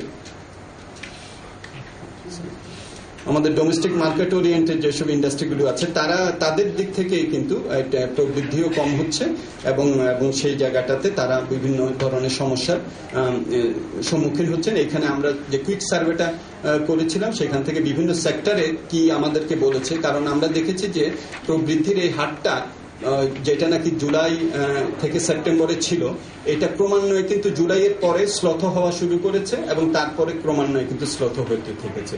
এটা একটা দুশ্চিন্তার বিষয় আমাদের। সুতরাং 11.7% বড় মাঝারি প্রবৃদ্ধি ছিল, এটা পুরো পিকচারটা দেয় না। আমরা যদি এলসি ওপেনিং এর কথা বলি, ক্যাপিটাল মেশিনারিজ কোনগুলোর জন্য আসছে সেটা দেখি, তাহলেও আমরা দেখছি যে একটা স্লথ প্রবৃদ্ধি, যেটাও শিল্পায়নের উপরে এবং শিল্পের সাথে সংশ্লিষ্ট কর্মকাণ্ডের উপরে এটার একটা নেতিবাচক প্রভাব পড়ছে বলে আমরা দেখছি। অন্যদিক থেকে আমরা যদি বিভিন্ন ইতিবাচক এবং নেতিবাচক এলিমেন্টস গুলো যদি দেখি সামনের দিকে তাকালে, তাহলে একটা তো হলো যে আমরা মূল্যস্ফীতি দেখছি, এটার একটা নেতিবাচক প্রভাব পড়তে পারে। আমরা দেখছি যে জিএসপি ইত্যাদিটা স্ক্রুটিনির আন্ডারে এসেছে, নেতিবাচক প্রভাব পড়তে পারে, বা অর্ডার প্লেসমেন্টের ক্ষেত্রে সমস্যা হয়েছে, নেতিবাচক প্রভাব পড়তে পারে। অন্যদিক থেকে যেহেতু আবার উন্নত দেশগুলোতে অর্থনীতি আবার কিছুটা প্রবৃদ্ধি অর্জন করা শুরু করেছে, সেটার আবার ইতিবাচক প্রভাব হয়তো আমরা পাবো আমাদের মনে হচ্ছে। এবং হয়তো আমরা এখন যে ব্যাংকিং সেক্টরে যে ইন্টারেস্ট রেটটাও কিছুটা কমের দিকে আসছে, সেটারও হয়তো ইতিবাচক প্রভাব আমরা হয়তো কিছুটা লক্ষ্য করবো। কিন্তু সামগ্রিকভাবে যে শিল্পায়নের যে অগ্রগতি, সেটা আমরা খুব ইতিবাচক দেখছি না আগামী কয়েক মাসে, বা টার্গেট যেটা করা হয়েছে। এবং এখানে আমরা বিভিন্ন পাবলিক সেক্টর ইনভেস্টমেন্ট, যেগুলো নাকি সরকারের বিনিয়োগ, যেটা শিল্প খাতের প্রবৃদ্ধির উপরে হয়তো প্রভাব ফেলে, যেমন অবকাঠামো, বিদ্যুৎ। আপনারা দেখেন এই চিত্র থেকে টার্গেট যা করা হয়েছিল এডিপির এক্সপেন্ডিচারের, এইসব মন্ত্রণালয়ে সেগুলো কিন্তু টার্গেটের চেয়ে কম হয়েছে। অর্থাৎ এই অবকাঠামো, বিদ্যুৎ ইত্যাদি কম হওয়ার ফলে পরবর্তীতে শিল্প খাতের উন্নয়নে এটার একটা নেতিবাচক প্রভাব পড়বে বলে আমরা আশঙ্কা করছি। প্রাইভেট ইনভেস্টমেন্টের ক্ষেত্রে আমরা দেখছি যে ইন্ডাস্ট্রিয়াল টার্ম লোন 9% মতো কমে গেছে, 8.6। সুতরাং সেই জায়গাটাতেও আমাদের মনে হচ্ছে যে একটা সমস্যা। তবে ইতিবাচক যেটা, সেটা হলো যে স্মল স্কেলের যেসব যে ইন্ডাস্ট্রি আছে, তাদের আবার টার্ম লোনের প্রবৃদ্ধিটা ভালো, এবং তারা যে ঋণগুলো নিয়েছেন সেগুলো আদায়ের ক্ষেত্রে হয়তো সমস্যা হবে না, বিশেষত তারা যেগুলা বাণিজ্যের সাথে সম্পর্কিত যেসব ঋণ তারা নিয়েছেন। এখানে আমরা বিভিন্ন যে ওয়ার্কিং ক্যাপিটালের যেটা নিয়েছেন সেটার একটা আমরা এখানে চিত্র দেওয়ার চেষ্টা করেছি, এবং সেই জায়গাটাতে টার্ম লোনের, এবং সেই জায়গাটাতে আপনারা এখানে দেখতে পাচ্ছেন যে বিভিন্ন খাত বিভিন্নভাবে করেছে। রপ্তানিমুখী খাত কিছুটা ভালো করেছে, কিন্তু অন্যান্য খাতগুলিতে তেমন আমরা দেখছি না, শ্লথ প্রবৃদ্ধি আমরা লক্ষ্য করছি। অন্যদিকে ক্যাপিটাল মার্কেট, সেটা আমাদের রিয়েল ইকোনমির যে চিত্র আমরা দেখি সেটার থেকে একটু ভিন্ন ছিল। 6টা কোম্পানি নতুন আইপিও নিয়ে এসেছে 42 কোটি টাকার মতো, যেটা গত বছর 3টা ছিল। সেটা ভালো, এবং আমরা টার্ন ওভার ইত্যাদি ভালো দেখছি। কিন্তু সরাসরি যে বিনিয়োগ, এই বিনিয়োগের চিত্রটা কিন্তু খুব ভালো না। এখানে প্রবৃদ্ধি হয়েছে জুলাই অক্টোবরে 1.3% বেশি। সামষ্টিক অর্থনৈতিক যে সমস্যাগুলির মধ্যে পড়েছে, সেখানে ফরেন ডাইরেক্ট ইনভেস্টমেন্ট কম আসবে, এটা খুবই স্বাভাবিক। আবার অন্যদিক থেকে বিওআই এর সাথে যে রেজিস্ট্রেশন করেছে আমাদের স্থানীয় যে উদ্যোক্তা এবং বিদেশি যেসব উদ্যোক্তা, সেই জায়গাটাতেও বেশ কম রেজিস্ট্রেশন হয়েছে। এখানে আপনারা লাস্ট বুলেটে দেখছেন এটা কমে গেছে। লোকাল ইনভেস্টমেন্টের ক্ষেত্রে 27% কমেছে, বিওআই এর সাথে যেটা নাকি রেজিস্ট্রেশন, এবং বিদেশের ক্ষেত্রে সেটা 10% কমেছে। এখানে আমরা একটা এক্সারসাইজ করার চেষ্টা করেছিলাম আমাদের গবেষকরা, যে শিল্প খাতের প্রবৃদ্ধির উপরে এই যে বিভিন্ন ধরনের যে রাজনৈতিক যে প্রক্রিয়া, এটার কি প্রভাব পড়ে সেটা করতে যে আমরা যেটা দেখেছি যে অবশ্যই যেটা আমরা মনে করি যে এটা একটা নেগেটিভ প্রভাব সেখানে একটা পড়েছে, এবং বিশেষত এই যে নীতির ক্ষেত্রে যে অনিশ্চয়তা, এই অনিশ্চয়তাটাই বেশি এখানে কাজ করেছে। সুতরাং বিনিয়োগকারী যিনি নাকি দীর্ঘ সময়ের জন্য আসবেন, তিনি নীতির দিক থেকে যদি একটা প্রেডিক্টেবিলিটি যদি না পান, একটা নিশ্চয়তা না পান, সেটা যে একটা নেতিবাচক প্রভাব ফেলে, সেই জিনিসটাই আমাদের এই মডেল এক্সারসাইজ থেকে বেরিয়ে এসেছে। সুতরাং সেখান থেকে আমরা বলেছি যে এই শিল্প খাতের উন্নয়নের জন্য বেশ কিছু সাজেশন আমরা দিয়েছি, বিশেষত যে ছোট মাঝারি এদের জন্য যাতে আমাদের যে প্রণোদনাগুলি সেগুলো যাতে থাকে সেটা আমরা বলেছি, এবং সেখানে আমরা বিভিন্ন ধরনের যে ইনসেন্টিভ প্যাকেজগুলোর কথা বলেছি, সেই প্যাকেজগুলোতে একটা যাতে ন্যায়পরায়ণতা এবং সাম্য বজায় থাকে সেই কথাটা আমরা বলেছি। আমি শেষে চলে এসেছি। শেষের দিকে আমরা আমার পরে ডক্টর দেবপ্রিয় এই পার্টটার উপরে আরেকটু আমি অনুরোধ করব তাকে আসলে বিস্তারিত বলার জন্য। আমি খুব সংক্ষেপে আমরা যে 4টা দিকের প্রতি দৃষ্টি আকর্ষণ করার কথা বলেছি আমাদের এই বিশ্লেষণের উপর ভিত্তি করে, তার মধ্যে একটা হলো যে ফিসকাল যে রাজস্ব যে কাঠামো, এই কাঠামোটাকে আবার রিভিজিট করতে হবে, এবং রিভিজিট করতে হবে বাস্তবতার নিরিখে, এবং আগামীতে যে আমরা প্রাক্কলন করতে পারি সেটার আঙ্গিকে। 2 নাম্বার যেটা আমরা বলেছি যে বিশেষত খাদ্যের নিরাপত্তার কথা বজায় রেখে, এবং কৃষি খাতে যে আমাদের কর্মসংস্থান এবং আমাদের যে মূল্যস্ফীতি সবকিছুর কথা বজায় রেখে বড়োর উপরে বিশেষভাবে নজর দেওয়ার জন্য আমরা অনুরোধ করেছি, এবং বিশেষত যে গ্রামীণ অর্থনীতিতে যে অন্যান্য যারা আছেন প্রণোদনা ইত্যাদি দেওয়ার ক্ষেত্রে শাকসবজি যারা উৎপাদন করেন সেদিক থেকে। তৃতীয় যেটা আমরা বলেছি যে সেক্টরগুলো বেশি ক্ষতিগ্রস্ত হয়েছে গত কয়েক মাসে, আমাদেরকে জাস্ট এটা এখন যেহেতু একটু আমরা আবার একটু সামাল দিয়ে হয়তো উঠতে পেরেছি মনে করছি, আমরা ভুলে গেলে চলবে না, এগুলো সবকিছু কিন্তু ফুটপ্রিন্ট থাকবে। সুতরাং কম্পেনসেশন প্যাকেজ একটা ভালোভাবে করতে হবে যাতে করে তারা কাটিয়ে উঠতে পারেন। এটার সাথে আমাদের অর্থনৈতিক প্রবৃদ্ধি যেমন জড়িত, এটার সাথে আমাদের বন্টন এবং মানুষের জীবনযাত্রা, সাধারণ মানুষের জীবনযাত্রা উন্নয়ন এটার সাথে জড়িত। বিশেষত খেয়াল রাখতে হবে যে জিডিপিতে সবকিছু কিন্তু আমরা অনেক সময় ক্যাপচারও করতে পারি না। ইনফরমাল সেক্টরে অনেকে আছেন যারা নাকি হয়তো জিডিপির এই পরিমাপেরও বাইরে, সুতরাং তাদের জীবনযাত্রা মান ইত্যাদির দিকে খেয়াল রাখে আমাদের সেটা করতে হবে। আরেকটা যেটা চতুর্থ আমরা বলেছি যে সেটা হলো যে পলিসি প্রেডিক্টেবিলিটি, যে আমাদের যে পলিসি যেগুলো আমরা এখন নেব এগুলো ধারাবাহিকতা বজায় রাখা, এবং এগুলো যাতে বিনিয়োগকারীরা বুঝতে পারেন যে সরকারের নীতিমালাগুলি কোন দিকে যাচ্ছে সেটা সম্বন্ধে একটা স্বচ্ছতার ধারণা তাদের থাকতে হবে। এটা আমরা যদি রাখতে পারি তাহলে আমরা যেটা বলেছি যে আমরা হয়তো সামনের দিকে যে প্রবৃদ্ধির আমাদের ত্বরণ যেটা দরকার, এক্সিলারেশন দরকার, সেই জায়গাটাতে আমরা যেতে পারবো। ফিসকাল ফ্রেমওয়ার্কের যেটা আমরা বলেছি যে এটাকে রিভিজিট করতে হবে, সেখানে 2-3টা ইস্যুজ আমি ডক্টর দেবপ্রিয়র কাছে দিয়ে দিচ্ছি। একটা হলো যে আমাদের যে বাজেট, যে সম্পদ আহরণের দিকটা, সেটাকে আমরা বলেছি যে পুনর্বিবেচনা করতে হবে। বিশেষত আমরা যেটা দেখছি যে রেভিনিউ কালেকশনের যে টার্গেট, এটাকে নিচে নামিয়ে নিয়ে আসতে হবে। অন্যদিক থেকে সেই ব্যয়ের দিকটা যেটা, সেখানেও আমাদের কাটছাট দরকার হবে।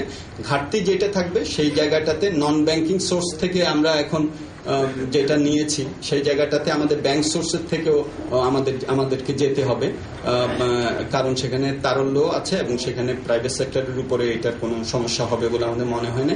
এডিপির কথা আমরা বলেছি যে সেটা কিছুটা হয়তো আমাদের কাটছাট করতে হবে।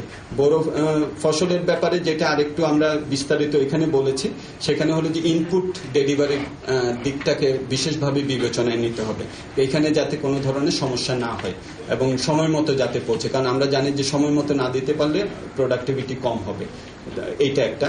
আর কম্পেনসেশন প্যাকেজ যেটা আমরা বলেছি, সেখানে আমরা যেটা বলতে চেয়েছি সেটা হলো যে যাতে করে এটা স্পেশাল ফান্ড ইত্যাদি করে হয়, ব্যাংকের উপরে যাতে চাপিয়ে দেয়া না হয় এবং এটার মধ্যে যাতে একটা ভারসাম্য এবং একটা সাম্য যাতে বজায় থাকে। আর প্রেডিক্টেবিলিটির কথা আমরা যেটা বলেছি, আমরা বলেছি যে এখন একটা তো সিজ ফায়ার বা পিস ক্লজের মতো মনে হচ্ছে, তো এটা ভালো এবং আমরা আশা করব যে এমনভাবে আগামীতে রাজনৈতিক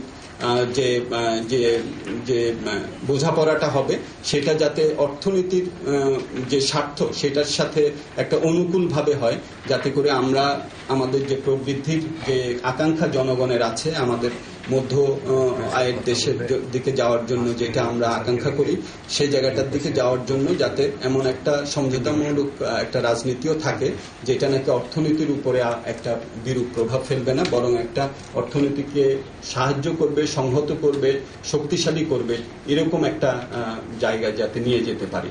তো আমি আমার যেটা বললাম, এটা আমাদের টিমের পক্ষ থেকে আমি উপস্থাপন করলাম। আমার টিমের যারা নাকি মূল কাজটি করেছেন, তারা আমার ডানে বাঁয়ে এবং পেছনে আছেন, তারা সেগুলোর আপনাদের প্রশ্ন থাকবে হয়তো, সেগুলো তারা আর একটু ব্যাখ্যা দিবেন। কিন্তু এই পর্যায়ে আমি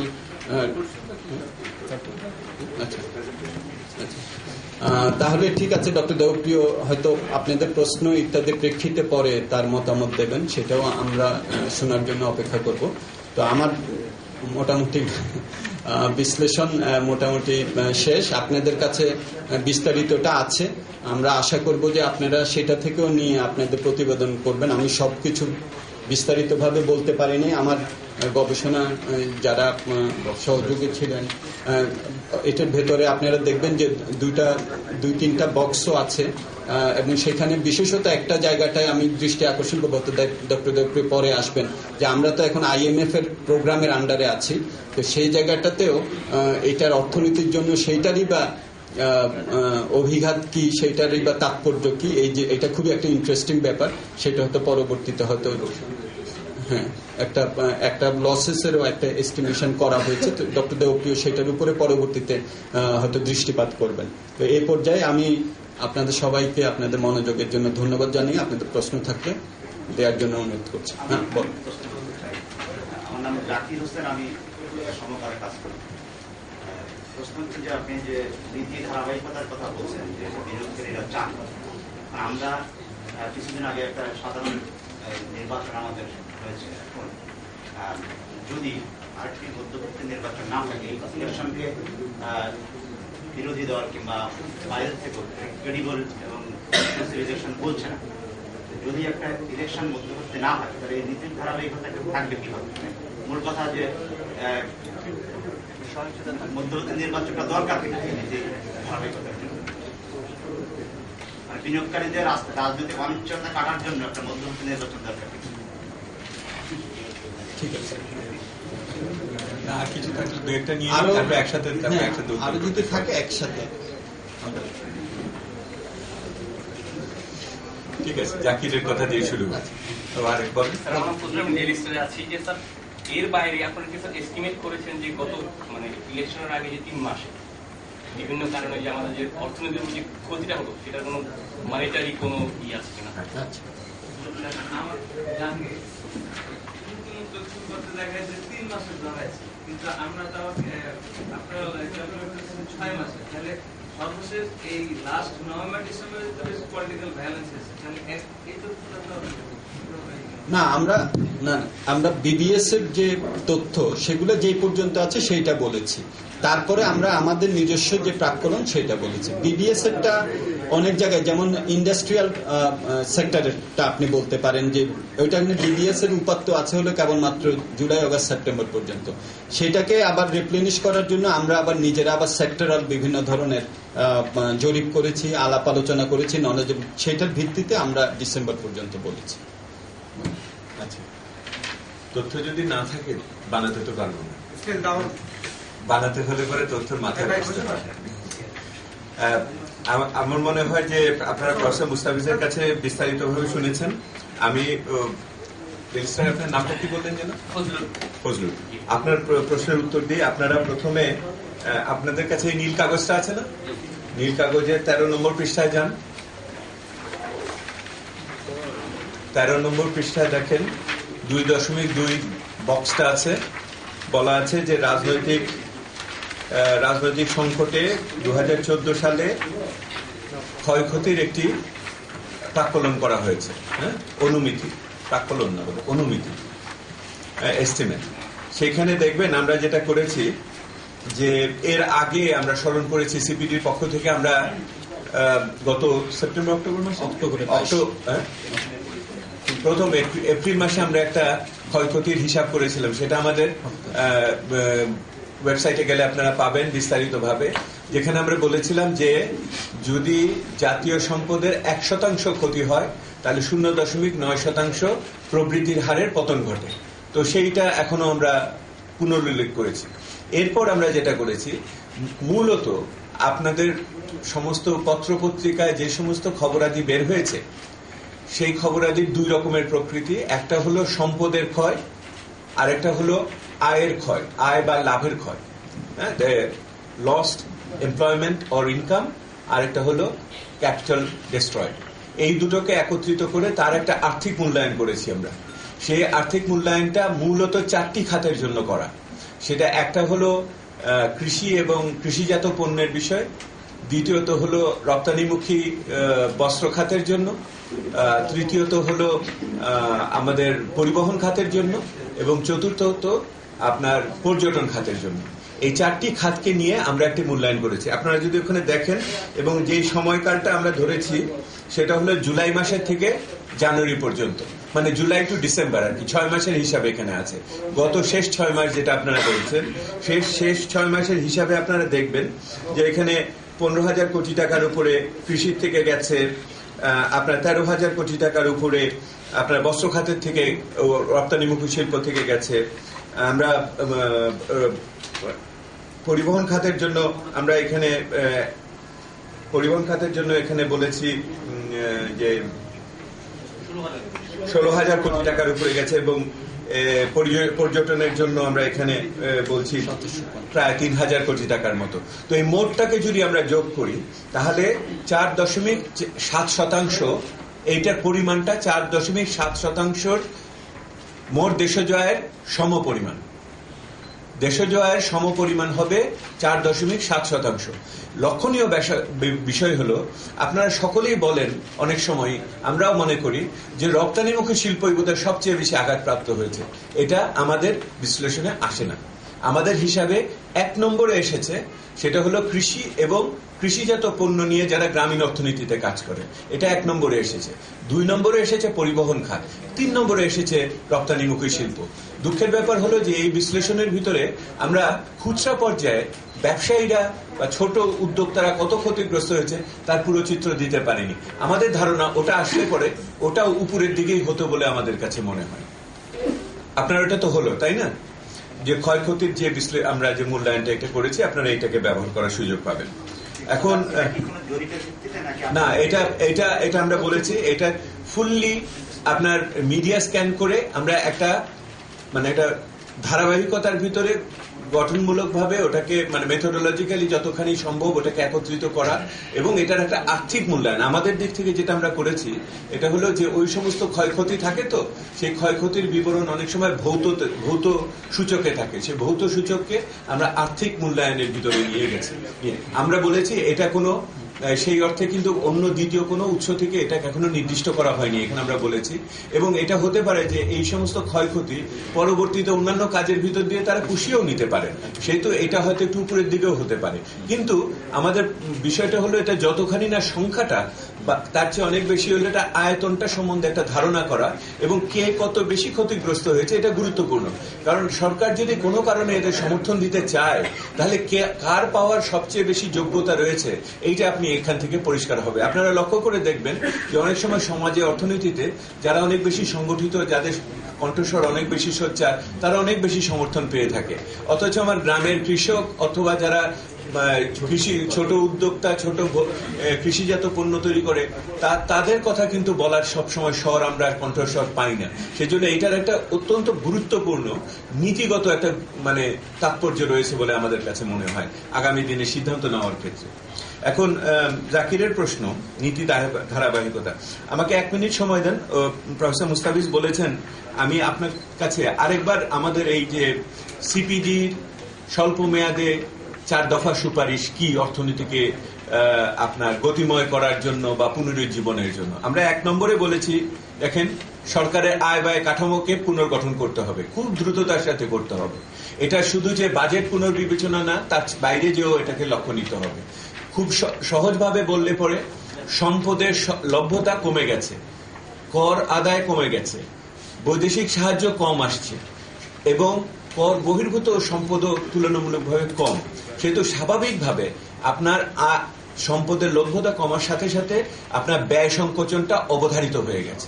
এখন বিষয় হলো এই ব্যয় সংকোচনটা আপনি কোন জায়গাতে করবেন এই ব্যয় সংকোচনটা কি আপনি বেতন ভাতা ইত্যাদির ক্ষেত্রে করবেন নাকি আপনি উন্নয়ন পরিকল্পনা যেগুলো ছিল সেগুলোর ক্ষেত্রে করবেন। আমাদের প্রথম বক্তব্য এই ক্ষেত্রে যে আপনি ব্যয়ের প্রাধিকারগুলোকে পুনর্বিবেচনা করুন ব্যয়ের প্রাধিকারগুলোকে পুনর্বিবেচনা করতে হলে আপনি কি মনে রাখবেন আপনাকে মনে রাখতে হবে যে অর্থনীতিতে এখন এক ধরনের বিনিয়োগ চাহিদার পতন ঘটছে তাহলে বিনিয়োগ চাহিদাকে বাড়ায় এমন ধরনের অর্থনৈতিক কার্যক্রম আপনাকে অবশ্যই যেতে হবে। দ্বিতীয়ত হলো যে আপনার ব্যয়ের যে বড় বড় 2-3টি খাত আছে সেগুলোকে আপনার বিবেচনায় নিতে হবে তার একটা বড় জায়গা হলো ভর্তুকির এলাকাটা ভর্তুকি এবার কম লাগবে কারণ হলো বলা হয়েছে যে আন্তর্জাতিক বাজারে যেহেতু সারের দাম পতন হচ্ছে ভর্তুকি চাহিদা কমবে কিন্তু ভর্তুকি কার্যক্রমকে অবশ্যই আরেকবার খুব ঘনিষ্ঠভাবে পুনর্বিবেচনা করতে হবে যাতে এটা আয়ত্তের মধ্যে থাকে।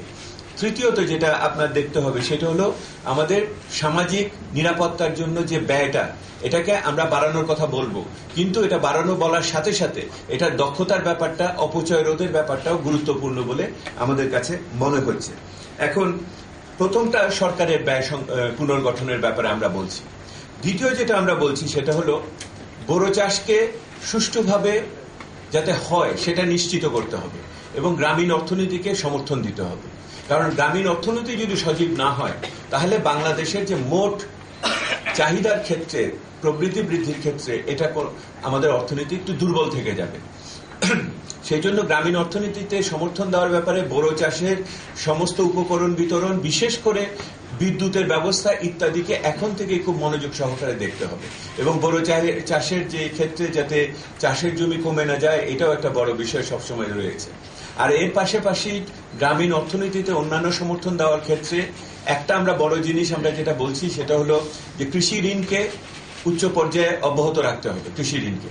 দ্বিতীয়ত হলো যে আপনার যে সামাজিক নিরাপত্তা বেষ্টনী যেটা আছে গ্রামীণ গরিব মানুষের জন্য সেটাকে দক্ষতার সাথে সম্প্রসারণ করতে হবে প্রয়োজনে যে ভাতা তাদের দেওয়া হয় সে ভাতার পরিমাণ বৃদ্ধির কথাও চিন্তা করতে হবে। একই রকম ভাবে আপনার গ্রামীণ অর্থনীতিতে ক্ষতিগ্রস্ত যারা হয়েছে তাদের ব্যাপারটাও বিবেচনার ভিতরে রাখতে হবে এইটা আমাদের তৃতীয় দফাতে নিয়ে আসবে। তৃতীয় দফা হলো এই যে সমস্ত শিল্প বা বাণিজ্য বা ব্যবসা যারা এই রাজনৈতিক সহিংসতা অনিশ্চয়তার কারণে ক্ষতিগ্রস্ত লোকসানের মুখোমুখি হয়েছে তাদের অবশ্যই ক্ষতিগ্রস্তদের পরিস্থিতি কাটিয়ে ওঠার জন্য সমর্থন দিতে হবে। আমরা দেখেছি সরকার ইতিমধ্যে রপ্তানিমুখী শিল্প খাতকে বেশ কিছু সুবিধা দিয়েছে, এটা ঠিকই আছে। কিন্তু যদি শুধু তারা পায় আর অন্যেরা না পায়, তাহলে এটা অর্থনৈতিক সুবিচার হবে না।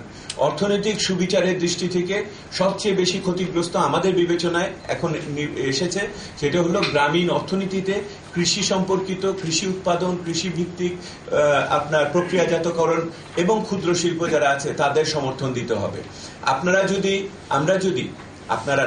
আমরা যদি মনে করে থাকি যে রপ্তানিমুখী শিল্পের উৎসে কর কর্তনকে কমাবো, তাহলে কেন ছোট শিল্প যারা ক্ষতিগ্রস্ত হলো তাদের টার্নওভার ট্যাক্স কেন তাহলে আপনি রেয়ার দেবেন না, সেটা আমাদের কাছে বোধগম্য না। সেহেতু তাহলে তার জন্য আপনার কিন্তু গ্রামীণ অর্থনীতিকে এই সমর্থনটা দিতে হবে বলে মনে হয়। এখন চতুর্থত যেটা সবচেয়ে বড় প্রশ্ন এনেছেন, সেটা হলো যে নীতি অনিশ্চয়তার বিষয়। দেখুন, আমাদের ধারণা বর্তমানে যে একটি আপাত শান্তি পরিস্থিতি বিরাজ করছে, এটার ফলে যেটা হবে সেটা হলো যে সমস্ত উৎপাদন ক্ষমতা আছে কিন্তু অচল হয়ে গেছিল বা পূর্ণ পর্যায়ে চলমান ছিল না, সেগুলো সচল হবে।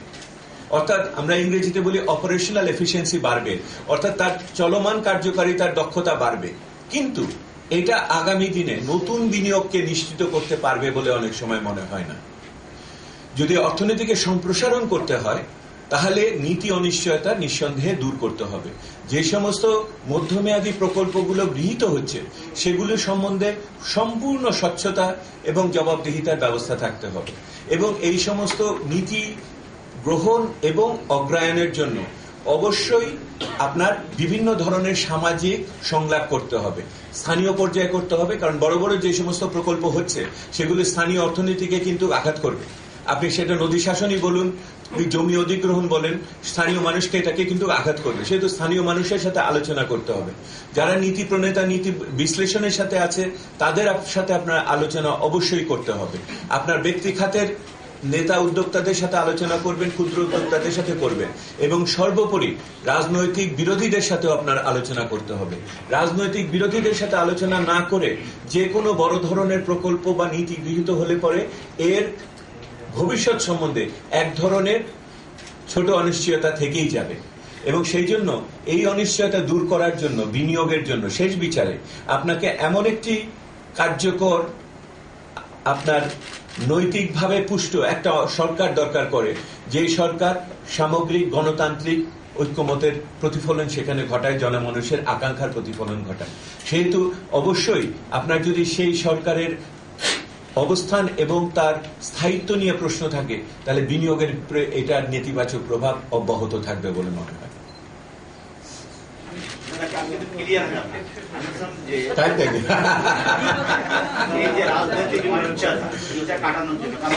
রাজনৈতিক, আপনাকে যাকে খুব পরিষ্কার ভাবে বলি, যতক্ষণ পর্যন্ত না একটি সুষ্ঠু, অংশগ্রহণমূলক এবং আস্থাভাজন নির্বাচন না হচ্ছে, এই রাজনৈতিক অনিশ্চয়তা সম্পূর্ণভাবে কাটবে বলে মনে হয় না। এটা যদি না কাটে, তাহলে দীর্ঘমেয়াদী বিনিয়োগের ব্যাপারে এক ধরনের দ্বিধা থেকেই যাবে।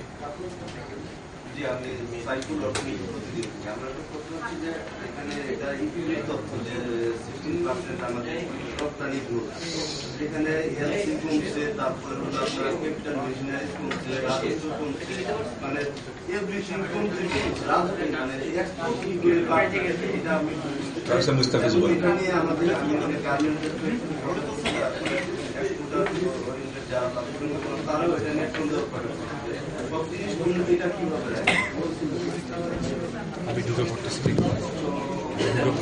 আমার মনে হয় যে এই উপাত্ত নিয়ে সন্দেহ প্রকাশ করাটা বোধহয় ঠিক হবে না। কারণ হলো যে এই উপাত্তটা আমরা যখন রপ্তানি করি, তখন কত টাকাটা আমাদের খাতে আসছে, এটা বাংলাদেশ ব্যাংকের হিসাবের মধ্যে চলে আসছে। তো এটার কিন্তু একটা সুস্পষ্ট হিসাব আছে।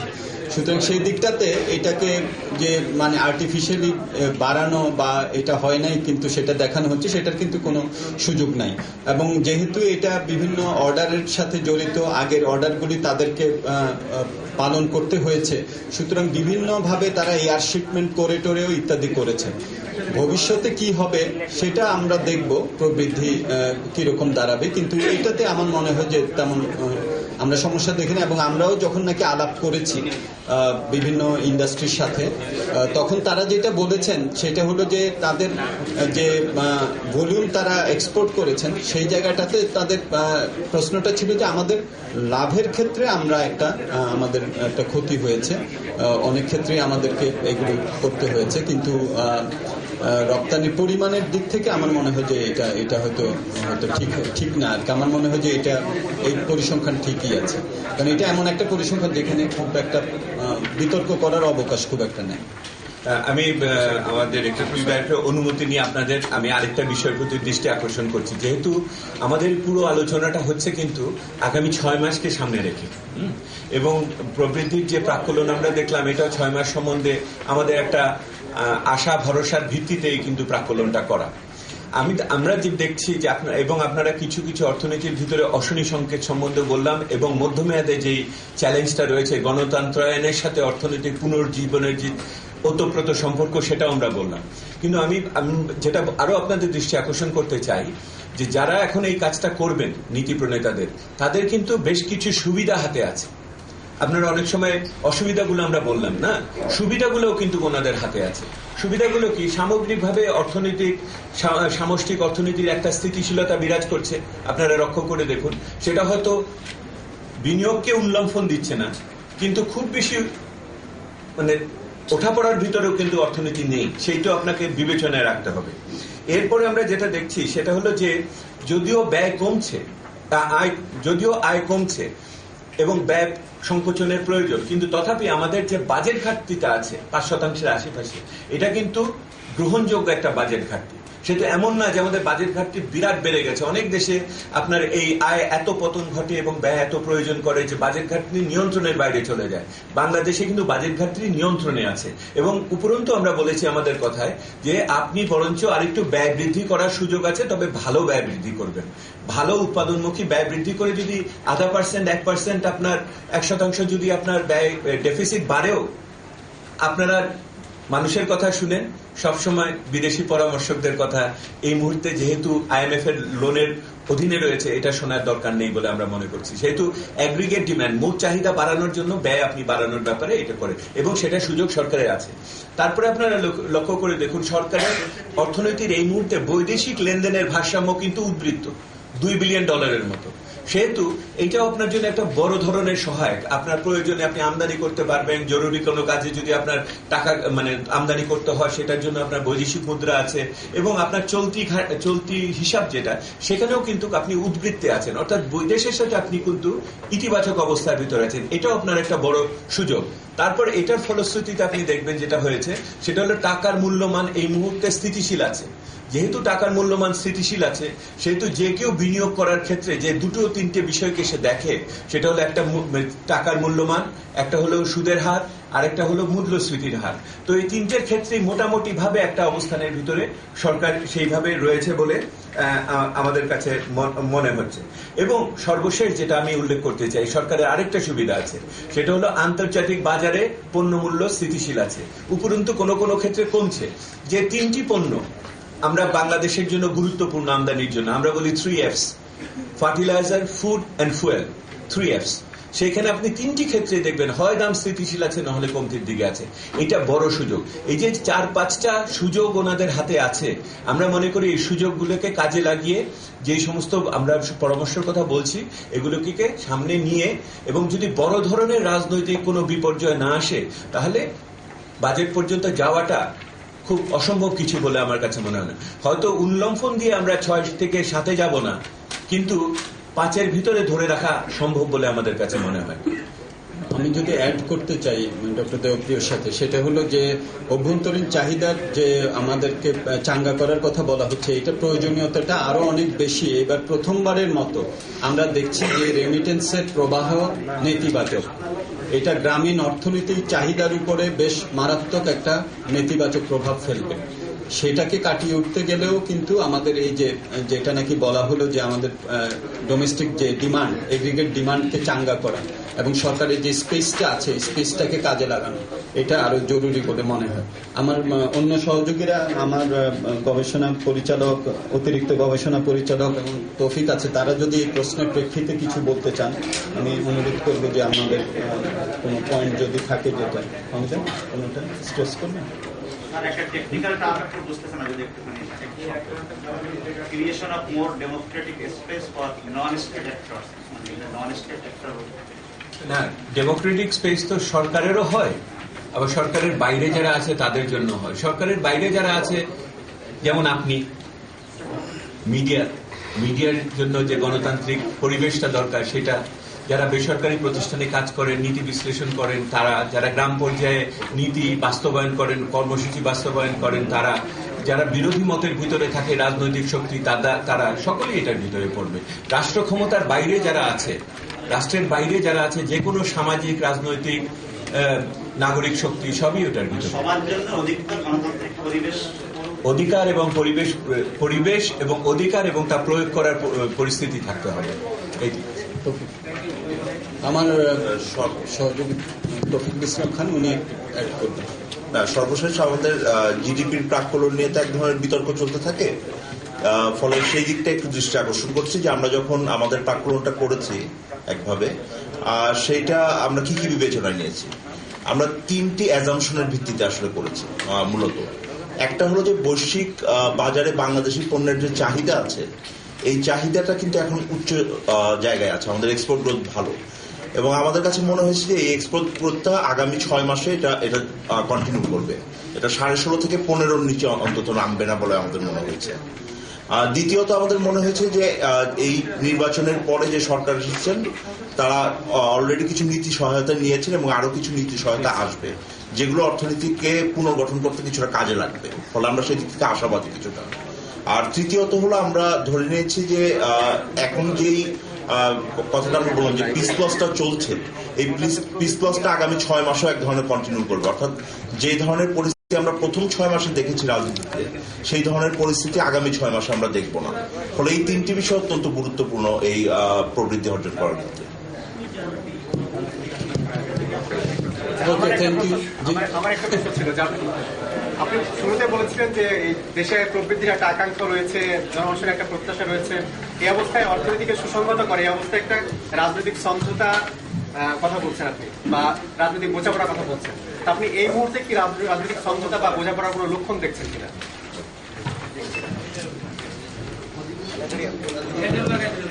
আমরা আশায় আছি সেটা দেখার জন্য।